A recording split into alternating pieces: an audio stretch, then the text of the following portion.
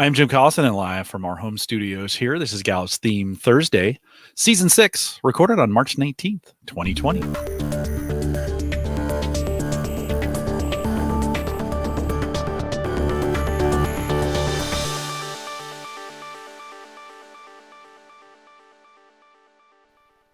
Theme Thursday is a Gallup webcast series that dives deep into the CliftonStrengths themes, one theme at a time. This season based on developing teams and managers with CliftonStrengths.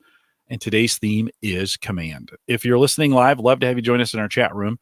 There's a link right above me up there. It'll take you to a YouTube page that's got the chat room in it. We'd love to have you log in and ask us your questions there. If you have questions after the fact, you can send us an email, coaching@gallup.com. Don't forget, if you're on YouTube, right below Micah there's a YouTube subscribe button. Subscribe to us so you get notified. Hit the bell, too, so you get notified whenever we go live and you never miss a program. If you're one of the cool kids and you're listening to podcasts, you can do that way as well. Search Gallup Webcast on any podcast app. Micah Librant is our host today. She's a workplace consultant here with me at Gallup. And Micah, welcome to Theme Thursday. Thanks, Jim. Happy to be here. This season we're exploring every theme through the lens of a team. And we know from our studies in leadership that strong teams have 5 things going for them. We're going to use these 5 truths as a jumping point to get into the detail of all 34 of our CliftonStrengths themes, domain by domain. And today we're in that influencing domain. We're talking about command. But I hope by the end of our session today, you don't just look at command and think, oh, that means they're an influencer, but you really can dive into the nuances of what makes command truly influential. So the definition of command, you have presence.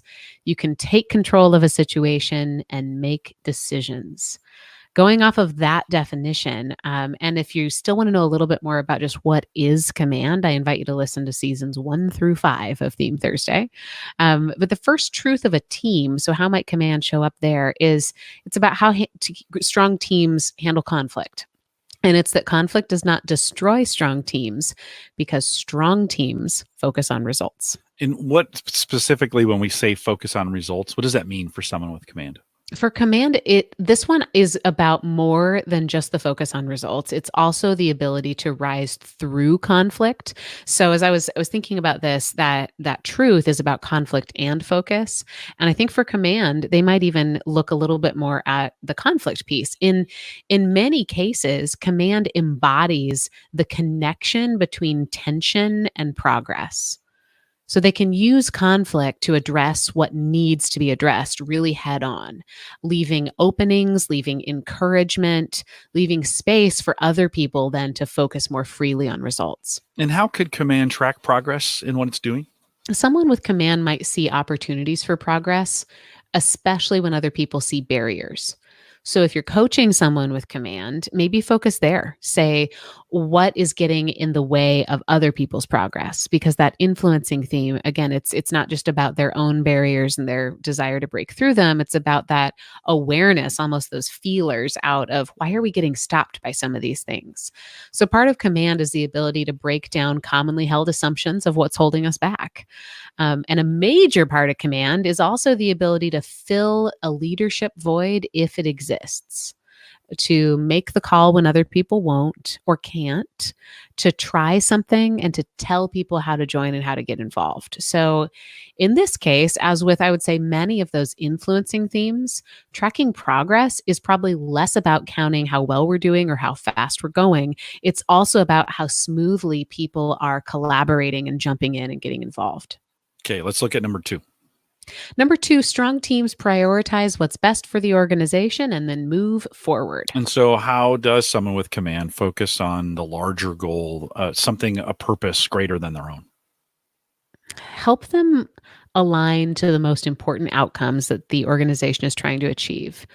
And then offer them the autonomy or authority to voice how they think they could be accomplished. That's very different than saying just put them in charge. Right? They can create openings for movement when other people are stalled.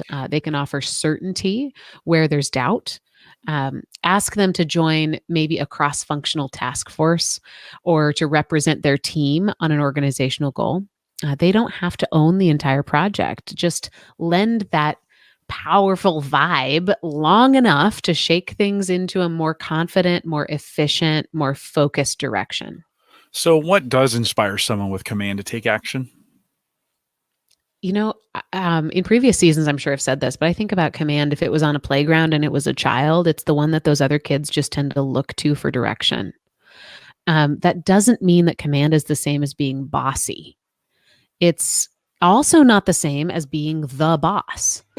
To use modern words, there is a certain magic in command that always approaches life like a boss, meaning an attitude of ownership of what they themselves are doing. But when it's about ownership of your own experience, I think command's influence is inspiring afar, but not directed outwardly on purpose. So that outward influence shows up and leads to action when there's a conflict, when there's a challenge, or when there is a perceived or actual void of leadership that really does need filled. So, the other thing about command is that stepping up into a leadership position for someone with command, it doesn't have to be on paper and it doesn't have to be permanent in order to be powerful. Yeah, I got a statement. If you're leading and no one's following, you're not really leading. And so there's an opportunity in this. I think we spend time. It draws people, right? We're not Mhm. telling. It draws in that. And as somebody mentioned in the chat room a second ago, it's really about the best interests of others as well. And so Totally. thinking, right, as we think about that. Okay, number 3. Number three, members of strong teams are as committed to their personal lives as they are to their work. And how does command show up for someone in their personal life? This is interesting. I can't wait to hear what you have to say about this. I think about command again, that idea of presence. Elements of certainty are woven into their relationships. Um, I have a couple best friends with command, and they're the ones who say, "You've got this," and you truly believe that they're right. Um, they might be the ones that others tend to look to for delegation, for direction, for decision making. They may demonstrate a natural ability to rise over the immediate emotional reaction that others are having and focused on long term influence. That probably depends on their other themes and the values that they hold. Sometimes leadership happens not by position, but leadership happens when people make bold decisions. I've been watching Frozen 2 a lot recently, and one of the main characters, she sees an answer that nobody else sees, and she believes that that answer is right, and you can notice that she believes it with her whole heart, and because of that, she takes charge and she makes it happen. And it's likely many others in this story may have also seen the answer, but were too intimidated by how that bold move would have been received in the beginning, that they never even reached the end. And I just think it's such a beautiful leadership story of the ability to see what needs to be done and take it. That means sometimes that you're the one taking it. But also for command means sometimes you're offering the kind of reassurance and delegation that other people need in order to act. P.S. If you know the scene that I'm talking about, you can hit me up on Instagram at Strengths Talk. We'll see if we're on the same page about Disney movies. And what questions could a manager tap into to get to this personal side of command? What's one thing you can't live without? Who can you not imagine a world without? Again, both of those questions have that element of certainty to them. When do you feel most certain? Who are your best thought partners? What's something you are sure of? And whose influence inspires you? Ooh, I like that last question. Whose influence inspires you? That is a great question. All right, number 4. Strong teams embrace diversity. We know that having a team composed of individuals who look at issues from similar places or have been the product of comparable backgrounds or who have experiences with similar track records is not a sound basis for success. So when we talk about diversity here, it really is about what does command bring that other teams don't. And what are a few descriptive words we might use describing somebody with command? You could call them decisive, direct, clear, logical, persuasive, a decision maker. And I also just love the word presence when I think about command. What unique perspective do you think when on a team, what does command bring? They bring emotional clarity. That's not my words. It's actually from the CliftonStrengths reference guide. Emotional clarity. Think about that. They crave that kind of emotional clarity that will challenge others to be realistic and that will challenge others to be honest. They can diffuse diffuse emotional fluff, both positive and negative, and really get to the heart of what needs to be understood. The fifth truth to round this out is that strong teams are magnets for talent. And that really talks about when all four of these are working, here's the outcome. It's a part of a team that everybody wants to be on. Hey, we had a little internet blip, and I want to make sure everyone heard that because it may not have come through. So again, repeat number 5 for us. Where do you want me to start, Jim? No, just number 5. What's the fifth thing that we want to talk about? The fifth truth is strong teams are magnets for talent. And that really comes as an outcome of getting the other 4 truths right. It describes that team that everybody wants to be a part of. And what are others attracted to when we think about command? I think it has a special attraction. I love it. I'm married to someone with it, so I definitely have a special attraction to command. But I would say they don't get wrapped up in the emotion of the current moment. They see opportunities to cut through it, and they're not afraid to say what others won't or can't in order to gain and promote an honest, shared understanding of what the situation is. And yeah, the other thing here, one more thing, they really can fight for a cause and help persuade others to do the same. Yeah, and how might we describe this gift when we think of it in terms of a team? How would you describe it? I think there's something about command, the element of being an open book, you know where they stand, and that's attractive to people. It's a very quick way to build trust and stability. They create clarity through polarization, meaning they're cutting through that in between gray area and creating an either or.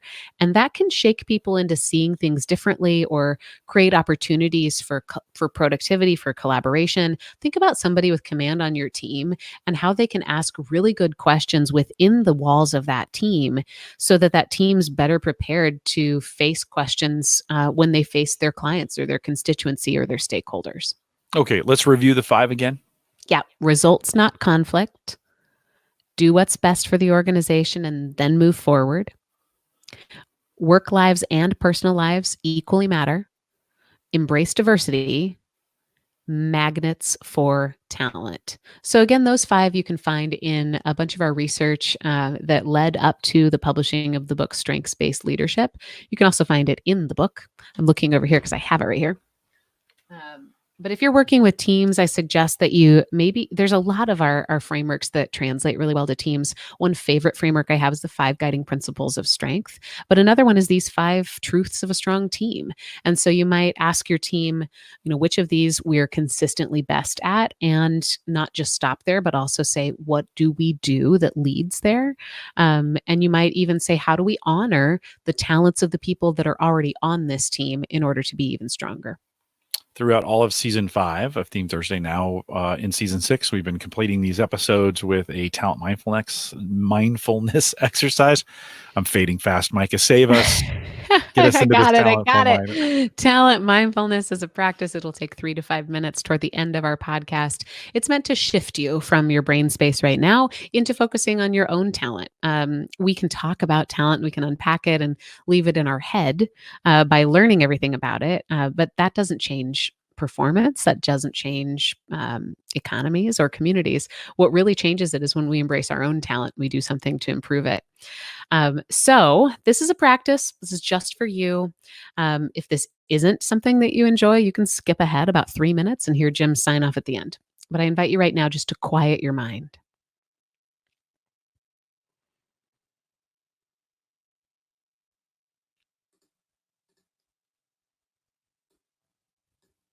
Life is complicated. Our days are busy. Things happen that we didn't plan for. And the beautiful thing about talent is it describes human resilience, our ability to navigate confusion. Right now, I want to help you explore your individual talent profile and how it relates to your navigation from confusion to clarity. When was a time recently that you knew just what to do? A moment of certainty. Maybe you asked a great question that made other people stop and think. Maybe you served another person in a way that was especially meaningful. Maybe you offered a simplified approach to a complex problem. Maybe you just made the best darn peanut butter and jelly sandwich in a moment that was what people needed most. Again, think about it. What was a real moment in your recent life that you knew just what to do?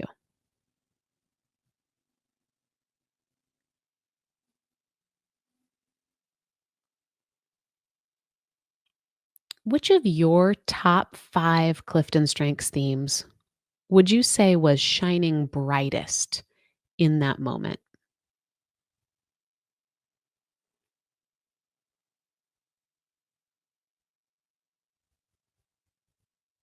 When confusion or chaos happens, which it always does, the answer does not come from a playbook. We love the term best practice, but my friend, best practices are only best because they came from an individualized area of talent. What gets written down, what gets repeated as a plan, what gets said as the best direction to go or the way forward is usually just born of some normal humans above normal moment of talent. And you have that within you.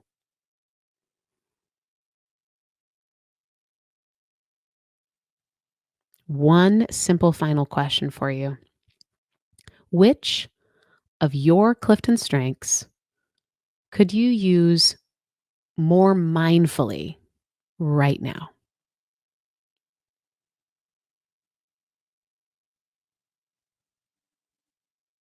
If you're joining us in the chat, type your answer to that last question into the chat.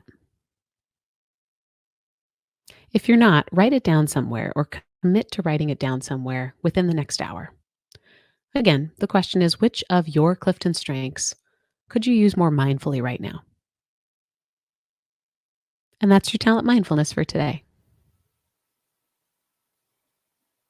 You had me at peanut butter and jelly sandwich. Right. Crunchy or smooth? Crunchy for sure. Nope. You're smooth? Only on a sandwich. We're different Like there. crunchy everywhere else, but on a sandwich, I like the smooth. Looking forward to seeing your answers in the chat room as we spend a little bit of time in the post show. And, we're in interesting times, but they're always interesting. I always think about listening to my parents talk back in the 70s, and they thought it was crazy too. Micah, your advice to, which Clifton strengths which could you use more mindful attention right now to get that question right?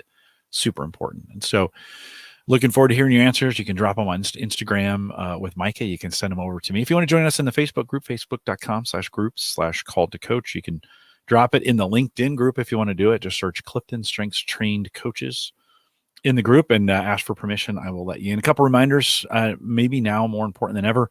All our resources are available in our new Access site, as well as on our Clifton Strengths pages. So go out to gallup.com/Clifton Strengths, sign in. If you haven't purchased an assessment, you might be listening. So maybe you found this and you're like, how do I do this? Well, head over to gallup.com/Clifton Strengths and we'll walk you through it. You can purchase the assessment right there and take it. Micah, it snuck by us, but we crossed over 23 million a couple of days ago. And with everything that is going on, we just missed it.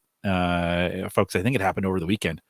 So pretty exciting to see 23 million in there. I'm actually kind of shooting for more of the 25 million number. I think that's our next milestone to do. And so many have done it, and you can get that while you're out there. And this just came out today. You can get the Clifton Strengths community newsletter. Very bottom of the page, there's a sign up for it. We'll send that to you monthly. Just came in my email box today. We'd love to have you be a part of it. Just stay up to date on everything that's going on in the Clifton Strengths community. If you have any questions about anything, send us an email, coaching@gallup.com. They'll route that to me if need be, and I can get your question answered. And we have a lot of exciting stuff coming up, especially around our courses. You might want to stay close. So courses.gallup.com. And you're like, Jim, I can't go anywhere. Yeah, we know. And so we're creating some really cool stuff coming up. Don't worry, we're always here. We are always in your computer. We are always on your smartphone. You can come find us anytime. See See, we're alive here. We're here. And maybe now you have some more time to join us live, and we'd love to have you sign up for those. Go out to gallup.eventbrite.com, and I think I have 30 or 40 sessions scheduled all the way out till May. We'll keep you busy, including all the rest of the theme Thursdays through the end of May. So we'd love to have you join us for these. Get them on your calendar. Download the calendar invite so you don't forget it or you don't miss it.